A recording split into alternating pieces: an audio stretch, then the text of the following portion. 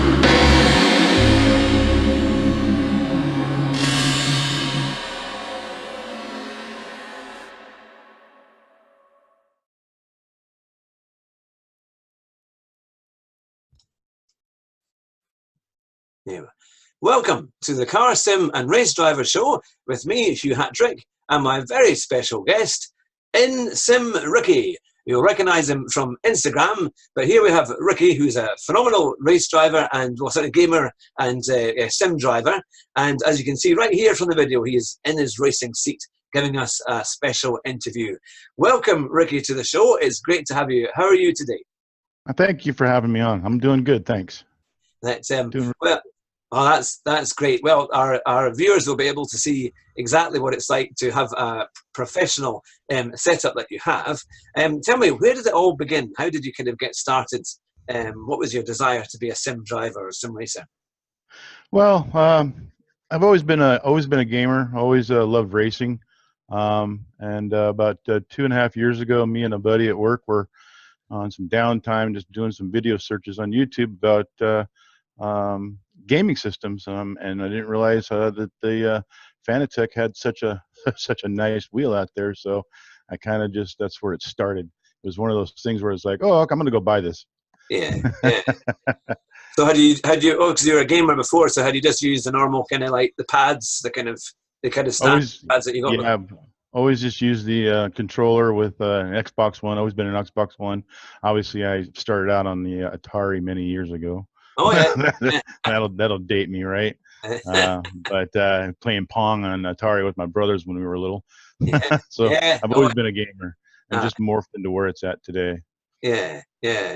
No, it's good to know. Actually, it's nice to get up. I mean, most of the interviews I've done so far have been with the very kind of the young guys who are just in their early 20s.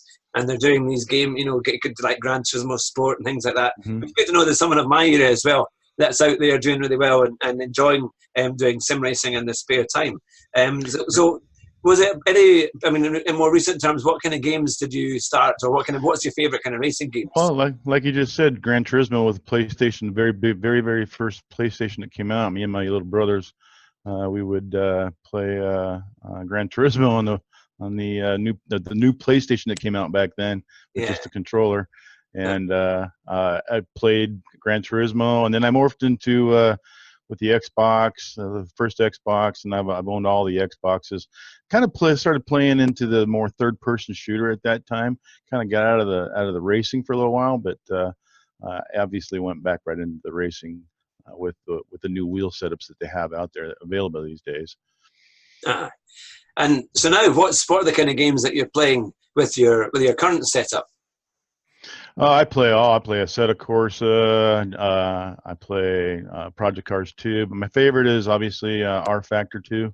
All right. I love R Factor 2 in Race Room. I'm starting Assetto Corsa, the new competition zone. That's really good.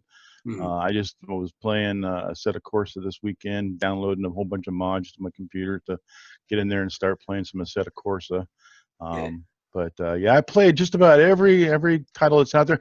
I'm not really a very good F1 racer. If you see some of my videos, there are not too many F1 racers or racing videos that I do because I'm not that great at that. I Yeah. like the GT3 cars and I like the rally cars, but Yeah. when it comes to the F1, that's a challenge. It really is. That's something I have to learn to be able to do Yeah, I think a better lot than of people have found that, certainly with the new, for example, the Formula One 2019 on the PlayStation, it's a very different game to play. I mean, the graphics are amazing and the gameplay is very Mhm. good, but it's very, very light. So it's quite different, when you drive those cars. Everything is, you Mhm. hardly need to touch the wheel, to get the car going around the corner or to get it to turn. Really tight. Yeah, and it's, if you turn the traction control off, then it's a lot of fun trying to accelerate out of any bends. It's it'll just spin right round quite easily. It's a completely different kind of practice and kind of discipline to be able to do it. But it Yes. seems to be it is quite fun. I think it's definitely better than previous versions. I think it's definitely getting there. I think you have. Yeah, I only have the F1 2017, I believe is what I have. Oh yeah, And yeah, I really don't like the fact that you can't lock the steering wheel on that thing. That drives me crazy because the uh, the wheel moves while I'm trying to take a video, and it's bothersome. oh, of Hopefully, course. with the new 2019, did they lock the wheel? I don't know. Yeah, and they might be able to do that. I mean, I know you do get quite a lot of shake on the wheel when the G-force Hmm. is kind of the force feedback, so you might have to turn the force feedback off. No, Um, I meant in the actual video. The video itself, the wheel in the video moves, where it oh, would be I nice see. Right. in Right. I see. to be Um, able to lock that steering wheel on the actual car in the game. So when I'm moving my steering wheel, that the steering wheel in the car is not moving. I see what you mean. Yeah, yeah, I've had that problem. yeah. I don't know if the 2019 if you have that option or not. Yeah. Well, to be fair, I'd have to ask my viewers who'll see the show. They'll be more likely to know than I will. To be fair, I've only just been. I tend to use the view that's just above the cockpit. So Uh-huh. you see the kind of the power Ah, in it.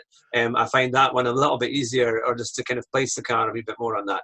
Although I it, know a lot of people do play it from the cockpit view, with that's F1 because I think it gives a more realistic that is feel. my favorite. Yeah, and I think that is really good. I mean, I found that when I was doing things like Gran Turismo, I could get so far up the kind of tables on like online and things like that, but I'd reached a limit in terms of my lap time. And when I saw these YouTube videos, it was like the gamers were saying, if you get the wheel, it might make you that little bit quicker over Hmm. time. So I decided to buy a G29 about a year and a half ago, and it has definitely helped me. I've even won a couple of just kind of normal competitions when I go to car shows and things like that. I always have a go at the simulator, Oh, and I've won a couple of. I actually won a PlayStation last year, so it actually paid for itself in effect. oh, very nice, very So that nice, was very all right. nice. But from your videos look absolutely incredible, and to all our viewers here, I strongly recommend signing up to your channel on YouTube and looking out for your stuff on Instagram, which is under the tagline of InSim Ricky, because you'll see these incredible videos that look a bit more real than life. To be fair, the quality is exceptional. How do you find your racing on that? Because you always look so calm. You can just see your hands turning the wheel. I mean, you're Oh, very, very calm doing all of that. no, it's not. I act calm, I suppose, but as you know, being behind a race car, well, a simulator, it can be very nerve wracking, especially if you're doing live racing. It can be Yeah. very nerve wracking. When it comes to the AIs, not so much, I suppose, but I do it for a lot of fun, you Yeah, know, yeah, and I want to share my experiences with people, and then, so that's one of the reasons why I do the videos is to share those experiences that I have behind this wheel and have so much fun with it, you yeah, know. yeah. How do you find? I mean, you do a lot of the racing leagues then on things like Assetto Corsa and stuff like that for when you're doing kind of multiplayers and things like that? So when it comes to the multiplayer or live racing per se with other people, Mm. I go to iRacing. iRacing. I like iRacing versus doing some of the other Assetto Corsa race rooms. Sometimes you get in those rooms and those lobbies, and it's not the funnest experience when you get in there. I haven't joined any leagues. Actually, I joined one league, but I haven't really been racing with those guys. I tend to just go to the iRacing, which I don't do a lot of live videos when I'm racing on iRacing, because like you just said, it's a bit nerve-wracking, and Yeah. you want to make sure you're concentrating on your race. Yeah. No, because I mean, it looks incredible actually when you see it. Certainly, I mean, there's been a lot of talk recently on the console versions like of Gran Turismo Sport, that the penalty system is a bit ropey because people, if you get hit from behind, or if somebody else hits you and then they can deliberately drive off the track in an area where they won't lose much time, then you'll get like a 5-second penalty. And I know that Super GT, one of the biggest guys on YouTube, he did a video yesterday of that, of someone who someone hit him, and then they deliberately drove off the track. I think it was in Suzuka, and then they came back on again, and of course he got a 5-second penalty. So there's still a bit to go in making these things work properly, because it can be quite frustrating. Yes, it can. Yes, it can. That's one of the biggest reasons why I don't do live racing on, like I said, Race Room or Assetto Corsa or any of those other. It's iRacing I go to for live racing. I think the setup is quite different on iRacing, isn't it? It's quite a strict discipline rule, isn't it? That you get. Is it like a point? No matter if somebody hits me or if I hit them, we both get dinged. Right. So it's not anyone's favor to hit somebody for the sake of it and things like that. Exactly. And it's not the you're paying a monthly fee, and you're paying for all your cars, so it's a more people are drive better. Let's put it that way. They drive better in iRacing. Not all of them, but once you start getting up there in your license, you start getting into better rooms and you get more competitive in there. Yeah. It makes it much more fun. Which is good, because you want a good challenge, but you also want to know that people aren't going to just try and wipe you out every new pin that's coming along, isn't it? Because that's the thing. It's you spend 20 minutes doing qualifying, and then someone takes you out in the first corner. Yeah. That's really frustrating. I've certainly found, I mean, on Gran Turismo, I'm at the B level, B for driver rating and S for the sporting rating. So I'm kind of midway, kind of just above average, but not quite there. For a while, I was very close to getting to A, but I had a few bad races, and I don't get quite. That's all it takes. Yeah, that's all it takes. I never rage quit though. I know some people just rage quit out of it and then quit, and that's the thing. But then that really damages your rating even further. So I try and finish and try and go back up if I can, get a few more places, But I think it's like anything. The more practice you do, the better you get. It's good fun. But so tell me this: you've got obviously the Fanatec wheel. Now that will be is that a direct drive wheel in that one? No, it's belt driven. I don't have the direct drive yet. I got the V25. I don't know if I can. All right. Oh wow! There we are. Look at that. I've got the GT wheel on there right now. Yeah. But yeah, it's the V25. There we go. Belt driven. Yeah. I was going to. How did it? Now, obviously, the viewers would have seen that you got 3 screens there. How did you kind of develop that? Was it just something you decided, right? I want to get that and see how it works, or did you start with one and then build it up? So, I once I gave up the Xbox One and I moved over to the PC, I still had the TV. I had the 55-inch TV, and that got to be too cumbersome and too big. So I moved over to the VR. I bought a VR, and I did the VR for a little while. VR was good. It's fun. But my graphics card is not strong enough to push really good graphics in the VR. And the VR got a little too hot. It gets foggy. It's cumbersome. You lose everything around you. And so I did that for a while. And then I had about one monitor. And then I ended up buying 2 more monitors and ended up with the 3 monitors that I have today. And I kind of put my VR in the closet. I don't really use it much because of the things that I bought around, to get the immersion of driving a race car without putting the VR on.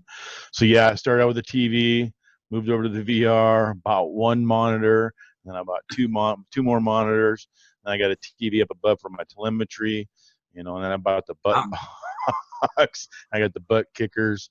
No, it's quite a thing. So do you need quite a strong PC then to be able to run all of this and run things like the The PC that I got, I had it built at a company out of California called Digital Storm, and I just went online and I just kind of surfed around for a good computer company, and they're a gaming company, and so I just kind of picked what I could afford at the time, which I kind of wished I would have got a better graphics card, but the 1060 will do for now.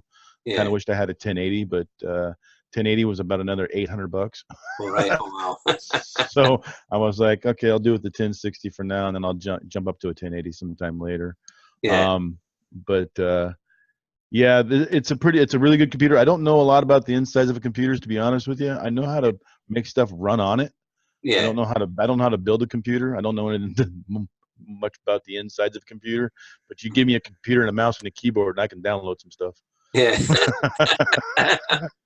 Now that gives people an idea, I suppose, that if they go to a proper gaming computer, say, yes, place, they'll be able to get something that will work. I know I once tried to do, I think it was a Race Room on my PC, but it was nowhere near strong enough. Right. The screen was basically about a quarter of the size of my monitor, which is only like a 21-inch. That's all it could safely power. So I didn't know if there was any way I could make it bigger or not. But I thought, no, this is not going to work. It was like going back to the early 80s with a tiny little monitor, I actually did the same thing. I put Race Room on my laptop a couple of years ago, and I just kind of froze my laptop up. Yeah. I'm like, okay, that's not going to work. It's a massive download just to do it, yes. just to try and set it up. And yes. my computer just wasn't obviously ready for that.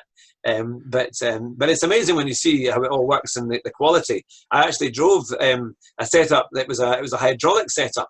So it was like something out of we used to have like Star Wars. It kind of, the whole seat kind of comes down and you sit on it, you climb on board, and then it raises itself up. And it had 3 monitors, and it was Renault that had organised it, and it was the new Megane RS 280. And it was great because as you went around the corners, the whole thing moved. And you had insane angles when you were coming around the corners, as it was, it seemed like about 45 degrees as you were almost going to tip over in this wonderful sim. So it's quite what do you find are the benefits of having 3 monitors compared to maybe just having one big screen? With the 3 monitors, you get the peripheral vision. You get the movement of the trees or the stands that go by you, so you have more of a sense of speed versus the single flat monitor in front of you. You're not getting that side view. And that's the main reason why 3 screens, so you can get that immersion to actually being in the car, and plus you can see everything else around you besides just seeing the one screen in front of you. Yeah, because I think that's the first thing that you would look at, because if you go into Costco and you see a great big screen TV and you think, oh, that would be amazing for gaming, people I think naturally go out and buy that, and then now of course it's changed and they're seeing people get a 3 monitor setup, finding that to be a lot better. It's quite, when you were saying earlier about lighting and how important lighting is to get that right for gaming, because when I played on the Renault version, it was too bright and there was too much light coming in and you couldn't see the screens that well. So it made it very difficult to pick up the lines for the corners and the braking points to get that right. But if you've got the right light, it certainly makes a huge difference. Right. But so where do you think you'll go next then? What have you got plans? How would you develop it further? I think my next thing would be motion. I don't have motion yet, and I'm not sure what kind of motion I want to do for my rig yet. Yeah. There's several different platforms out there. Obviously, there's the really expensive ones. Yeah. from our seat. Our seat's got the D box. That's I think runs about $12,000. Yeah. For that system. Yeah. So, but there's some other less expensive ones out there. So I'm not sure, but I'm going to go with motion. But I'm not sure what I'm going to go with yet. Yeah, because I would, one of my ambitions is to have a kind of sim center where you can have what you've like a setup similar to what you have there, but put it out to the public. Because where I live in Duns in the Scottish Borders, we have the Jim Clark room. So Jim Clark, the Formula One double world champion, and he also won the IndyCar as well. So it's quite a lot of motor racing heritage in the Scottish Borders. here in Scotland. So the fact they're just about to reopen the Jim Clark Museum, and this next week it's been completely redone. So it's been quite exciting as to who's going to come to launch it. So so we want to do something that gives the kind of cutting edge technology, which is now simulator racing, and get that out to the public, and combine that with the great heritage that we have here in Duns, with the Jim Clark history and things like that. So I'm kind of looking at Race Room to see if they would be the kind of people to use. I mean, they've got a really good different range of setups, and I noticed they've got a hydraulic seat as well. I saw it at Goodwood at the Festival of Speed last year, and it properly moves, and it looks excellent. And they can set up the whole thing for you with monitors and whole rigs from about £2,500 upwards for a standard one. And it's about $8,000 or £8,000, I think it is, for a hydraulic one, maybe a wee bit less depending what you buy. So it just shows you, and I mean, it's totally immersive. I mean, the queues were out the door. People were waiting all day long just to have a go, and they were paying, £3 for 15 minutes. And I thought, actually, that's not bad, for what you're doing. I think they had about 4 rigs set up at any one time. So they were certainly making their money out of that, But you kind of wonder where it's going to go next, how these kind of companies can improve it further. Right. Would you have any direction that you would say that you would like to see it, things that they could improve on? Oh, boy, that kind of caught me off guard there. I'm not sure. I think the gaming systems that they have now and the game developers out there are pretty darn good. I'm not sure where they can go from here. Other than that they already have VR. So I mean, they maybe improved the VR some more. But like I said, with the VR, it just wasn't my thing. It just felt cumbersome. It just felt like you were in a you've got to put it over your head. And and you're just kind of like you're lost. For me, it was like it was fun for a while, but then I just put that thing back in the box and I put it in the closet. I got my kept your receipt. Kept your receipt for that. No, I'll use it someday. I'll pull it out again. I'm sure I will. Yeah. But no, for me, just keep adding to my rig and just keep putting good videos out there for people to see and grow my channel. That's really kind of my goal. So sorry, and make people smile. Yeah. Well, that's what you certainly do with your Instagram videos. They do look incredible. What kind of a following do you have now on Instagram and YouTube? Is it quite a big following? Is it growing? It's growing. My Instagram's growing much faster than my YouTube's a little bit slower than my Instagram. I'm almost at about 4,000 followers on my Instagram. That's probably should crest that by next weekend maybe. Yeah. YouTube, I'm almost 800 followers. Yeah. But that keeps growing also. That's really good. And how do you find you just share it out with everyone and just keep updating social media to try and get? Oh yes, it's been a struggle to get my content out there for people to see. You constantly have to push, keep posting, keep pushing, on social medias and keep putting your content out there. It's like nonstop. And it finally, like I said, my Instagram is finally starting to take off now. Yeah. But I was putting a lot of content out, putting everything I could out on Facebook, Twitter, everywhere I could for people to see my name. Yeah. Oh, well, no, that's really encouraging, because many of our followers are kind of part-time YouTubers as well, and they want to know what it's like to kind of live stream and put out videos, make content. I've never done that yet, I have to say, in terms of I do normal videos, but I haven't got one of these Elgato kind of systems that you can plug into your PlayStation and then make a video from it. So I just tend to do clips here and there. But one of the things I would quite like to do is to try and record some of my PlayStation games and as I've played them, and try and do a recording of I've learned how to do video editing. It was a struggle. I purchased a video editor and watched a bunch of YouTube videos on how to do it. But I actually do like editing videos. It's fun. Yeah, it is quite good, and you've learned something by the end of it as you get better doing it. So that's But well, I was going to say, do you have any tips for your listeners and those who follow you on Instagram as to maybe if they're starting out, what would be your tips for helping them with their racing, their sim racing career, or my advice to anybody that wants to get into sim racing, go with what you can afford, obviously, right, and have fun. Yeah. And don't let it morph into the point to where you're not having fun anymore and it's just all competition. No, keep having fun. That's the reason why I started, was to have fun, and Yeah. that's the way I'm going to keep on going. Yeah. Obviously, I'm competitive, but I like to have more fun than competitive. Yeah. Yeah. Oh well. Well, once I get into the leagues and things like that, perhaps there'll be a day when I'll give you a race online. Maybe Awesome. with iRacing and things like that. That would be fantastic fun. But Yep. that's great. But we really appreciate you giving your time today for us. I know it's about an 8-hour difference over there in America. To us here in Britain, it's just after about 8 here UK time.